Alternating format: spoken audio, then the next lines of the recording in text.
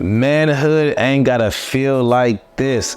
Welcome to Living Good with Dominic Malone, where we help you get from living okay to living good. On this episode, we're gonna dig into manhood. I've been having a bunch of pseudo conversations with men and women about what it feels like to be a man. I think we got some redefining to do. We have some rediscovering to do.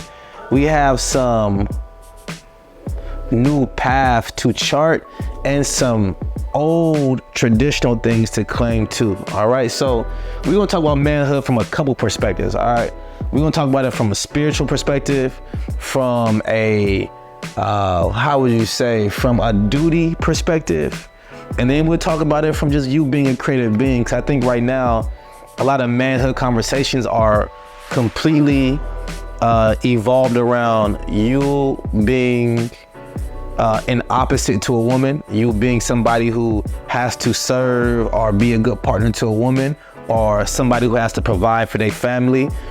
So you being a money getter, and then, but nobody's talking about what do you need to do to be able to sustain that kind of life where you're a provider, a protector, a nurturer, a parent, a friend. But what are you to you though? This is the real question. Like, who do you need to be to yourself in order to be the version of manhood that fits your reality? So, welcome to Living Good. Let's make it happen. All right, so over these, I've been married now for going on 5 years. I've been in a committed relationship with my wife, who was my girlfriend. We've been together for like 10 years. I got a son. I run a family business. I like the version of manhood that I live right now, but it hasn't always been a version of manhood that I did enjoy.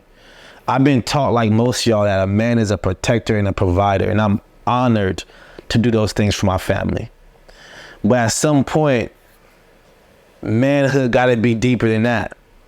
Like, do I think the Most High literally set me down while I wasn't even a physical being yet, just a spirit, and said, okay, I'm gonna send you to earth just to do this one thing? Are you gonna protect, you're gonna provide, and that's it? Hell no, that's not the situation. Every single being on this planet has a purpose, and your proximity to your purpose will dictate how well or how enjoyable or how fulfilled your life will be. So when thinking about manhood, we can't just start with what we do for others. We have to first start that conversation with, what are we supposed to be doing for ourselves? Boom. I think about the times where I meet my homies and they're like, some of my homies, some of them might be married, some may be in long-term relationships, and they like low-key disgruntled as hell. And I'm like, damn, bro, you walking around like life is not suiting you. And then they be like, yeah, well, you know, I gotta do it for the wife, I gotta do it for the kids, I gotta do it for the mama, I gotta do it for everybody. I'm like, damn, but what about you though? And it's like blank face. It's like, what you mean, what about me? And it's like, doing me is supposed to be doing them. And I can tell you from experience, that's the fastest way to burn out, crash out, and not have any energy for your family. So let's talk about what really fuels a human being. I keep talking about purpose, right? I think about what purpose really does for you, like living within your purpose. If you need another like way of thinking about purpose, like what were you called to do, right? Without the family, without the wife, without the kids, without the career, without the need for money, what do you believe you are supposed to be doing? Whatever that thing is going to be the thing that gives you the most energy ever. It's going to really refuel you as you're doing it. So in this conversation of manhood, we got to discover how you find your purpose, how you find your reason for living. Because when I think about the thing that I'm most proud to give my son and my wife, it's an example of a man who's living out his divine purpose. Because if I can do it and show them how to do it, they will forever be able to find their center, their core, the thing that keeps them forever above water. So let's talk about this. How do you find, as a man, how do you find your, and let's talk about the perspective from a man who's already in the swing of manhood deep, right? Where you're like, I got people to take care of. You even can be an entrepreneur or something where you're like taking care of people. I think it starts, manhood for me started feeling like manhood when like there were people outside myself to consider, that I had to consider. Now, that could be the dog, that could be the cat, that could be your house, that could be your tenants for if you own a building, that could be anybody, it could be your students if you're a teacher. So something about from that position, right? Let's think about, you already have your day-to-day routine. You wake up, you take a shower or shit, whatever you gotta do, and next thing you know, you on to helping people. Are you on to executing your job? Are you on taking care of the kids? All right, bang.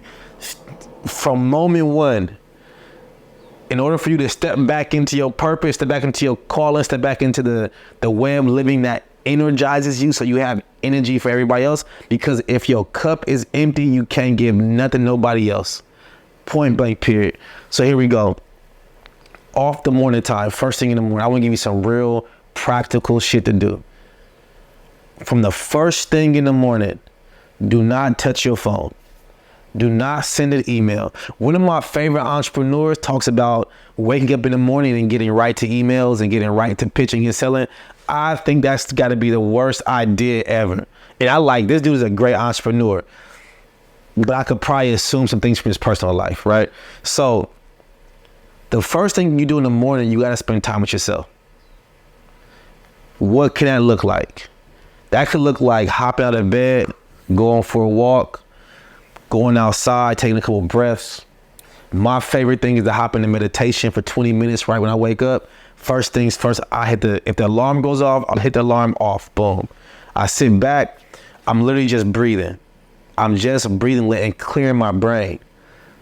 Because for me personally, the first thoughts in the morning time are sometimes the most,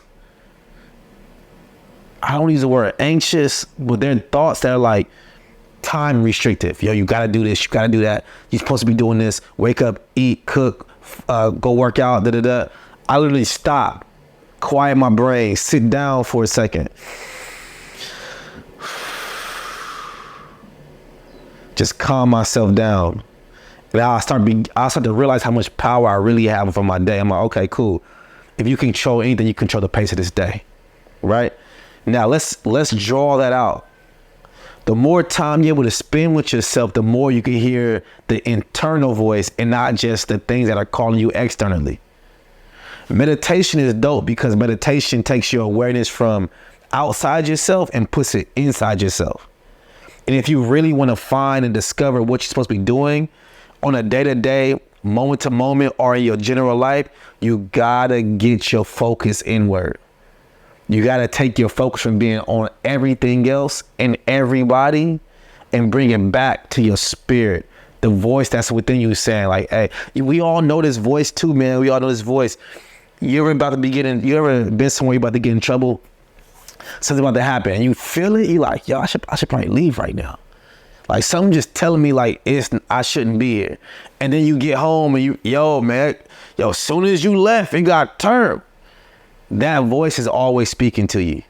But if your focus is outside of yourself, focus on everybody else, you can never hear the voice that's telling you, hey, you should probably call this person and ask them about this thing.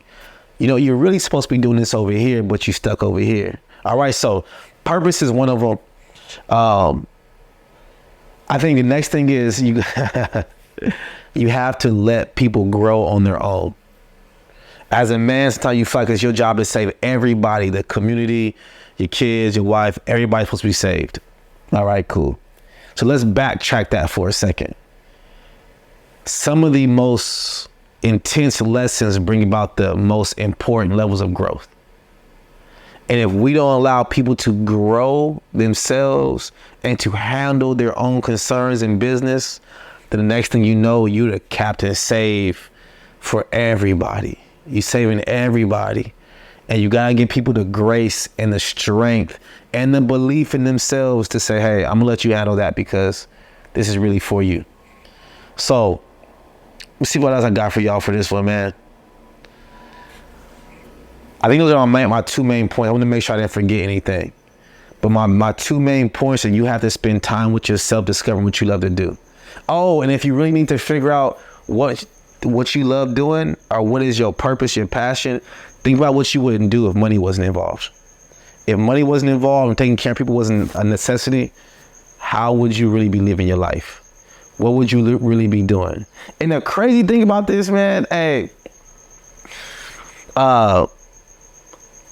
used to struggle financially, and I don't struggle financially anymore. And I'm doing the things that I actually love to do. I was struggling financially when I was doing the things I thought I was supposed to do. I'm like, all right, I gotta go do this because they say the 9 to 5 is the only way to make it happen. All right, cool. Did that. That wasn't why I was struggling. My money habits was off. Go to episode 3 if you want to figure out how to break some habits. You feel me? My money habits were off. But the moment I stepped into doing what I was supposed to be doing, the world opened up for me. Oh, I forgot this one. There was a third one. So number one, what was number one again? That's crazy. I forgot it. I was just talking about number one. We had to cut this for a second, but was it? When your mentors are a 2-year mentor, hey, you do this, and then spending time alone. Yeah. Purpose. Yeah. It's okay. We might leave this in. Who knows? But it's just raw. But your purpose, finding your purpose, spending time with yourself. The last thing I want to tell you, if you really want to go about digging into the kind of man you want to be while you're still enjoying yourself, you have to figure out how to become vulnerable. I don't mean vulnerable with anybody else. When I first started dating my wife, she had like a love for me that I just really couldn't comprehend. It was like an affection, a love, an array of emotions. I'm like, yo, I don't be feeling all those. Like, that's like, I love you, but you got a whole different like cram box of emotions that I don't even like understand what's going on here. You feel me? But I realized that I was like super desensitized. I'm raised like most of the men I know in my circle, where it's, your emotions is secondary, tertiary, maybe not even something you even consider. Everybody else is put before you. Don't be over here crying with you. Now, I still hold those values true, because I do believe in a level of stoicism, a level of like way you carry yourself. But at the same time, you still got to be the most honest about your own life journey with yourself. What happens when you desensitize to things, you don't feel it, so you can't even process it. And the feelings help you understand what's bothering you, so you can understand how you want to process the stuff. So if you walk around this earth numb, you're not realizing that underneath the numbness is a whole tsunami of things happening, but you're just like above the tsunami and can't feel it. So you have to learn to become vulnerable with yourself so that you can begin to feel deeper. And once you can feel the nuances in yourself, it's the greatest tactical thing you can learn, because if I can feel it in me, right? If I can feel the subtle emotions in myself, that means I'm tuned up to feel the subtle emotions in other people. My spidey senses are like on 10,000. I walk into a room and I could feel the room. I could feel who got an attitude. I could feel who's judging. I can feel who's open. I can feel who's ready to do business. I can feel who's like, a potential opposition by the subtle nuances. But you have to practice learning those subtle nuances with yourself first, though. And that's where becoming vulnerable will help you really tap into a different, more powerful side of manhood. So your manhood journey, first and foremost, you have to prioritize yourself, because if you don't give yourself anything, that means you're not giving your family anything, because you can't pour from an empty cup. And then you really got to learn how to become vulnerable with yourself, so you could learn what you're going through and sense it, and it help you become more aware of what's happening in the outside world too. All right, so that's what I got to say on manhood. For all the men out there, I wish you well. I wish you a strengthened journey. I wish you peace and happiness too. I want my brothers to be smiling, man. I want my brothers to be smiling. Like, I want that internal joy and peace and sense of security to really be inside you. So you walk around a level of joy and a level of solidness that nobody can disrupt, right? So I hope you're living well. Thank y'all for tuning in. And we are going to continue to choose to live good. All right, peace.